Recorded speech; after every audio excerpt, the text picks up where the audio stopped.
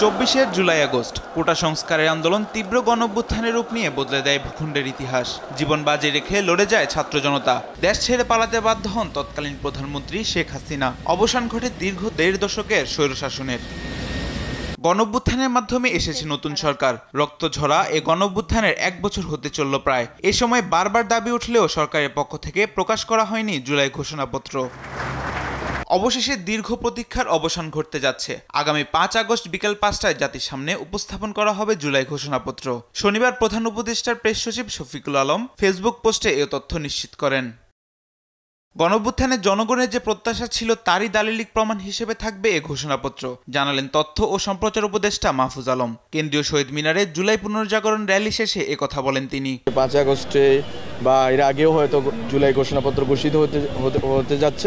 ৫ আগস্টে বসে আমরা যে আকাঙ্ক্ষা নিয়ে বাংলাদেশকে চেয়েছিলাম, ওই আকাঙ্ক্ষার একটা পেপার ওয়ার্ক আমাদের থাকা দরকার, একটা দালিলিক প্রমাণ থাকা দরকার।